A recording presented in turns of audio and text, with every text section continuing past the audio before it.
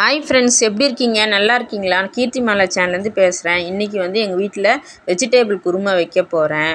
அதுக்கு பச்சை பட்டாணி, பீன்ஸு, கேரட்லாம் கட் பண்ணி வச்சாச்சு. உருளைக்கிழங்குலாம் கட் பண்ணி வச்சுருக்கேன். தேங்காய் அரைக்கிறதுக்கு கசகசா, முந்திரி, பச்சை மிளகாலாம் எடுத்து வச்சுருக்கேன். மசாலாவும் எடுத்து வச்சுருக்கேன்.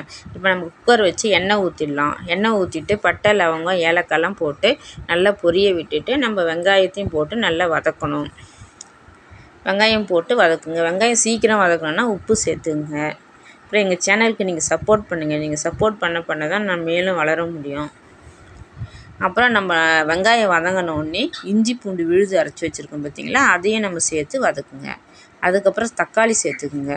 தக்காளி சேர்த்து வதக்கிட்டு நம்ம காயெல்லாம் கட் பண்ணி வச்சுருக்கோம் பார்த்திங்களா, அதையும் போட்டு வதக்குங்க. வதக்கிட்டோடனே நம்ம வந்து ஜாக்கிக்கு வேறு உடம்பு சரியில்லை, அதை சொல்ல மறந்துட்டேன். ஜாக்கிக்கு லைட்டாக ஃபீவரு. இது வேறு எனக்கு கஷ்டமாக இருக்குது. நீங்கள் வந்து கடவுள்கிட்ட வேண்டிங்க, குழந்தைக்கு எதுவும் சரி சீக்கிரமாக சரியாயிடணும் அப்படின்னு வேண்டிக்கிங்க. அதுக்கு தான் அவனை நான் காமிக்கல வீடியோவில். இப்போ நம்ம வந்து தக்காளி போட்டு நல்லா வதக்கிட்டு அப்புறம் காயும் போட்டுருங்க. காயும் போட்டு வதக்கிட்டு வேக வச்ச பச்சை பட்டாணி வச்சுருக்கீங்கள்ல, அதையும் போட்டுடலாம். போட்டுட்டு அதையும் வதக்குங்க. வதக்கிட்டு தேங்காய் விழுது நம்ம அரைச்சிக்கணும். கசகசா, தேங்காயெல்லாம் அரைச்சிக்கணும். மசாலா போட்டுருங்க. மசாலா போட்டு கரம் மசாலா, மிளகாய் தூள், மஞ்சள் தூள், தனியாத்தூள்லாம் எடுத்து வச்சதுனால அதெல்லாம் போட்டுட்டு வதக்குங்க. அதுக்கப்புறம் நம்ம தேங்காய் அரைச்சிக்கலாம். தேங்காய் அரைச்சி அந்த விழுதையும் அதில் ஊற்றிட்டு நம்ம ஏற்கனவே சுண்டல் வேக வச்ச தண்ணி எடுத்து வச்சுருக்கோம், அதை வேஸ்ட் பண்ணாமல் அதில் நம்ம சேர்த்துக்கணும்.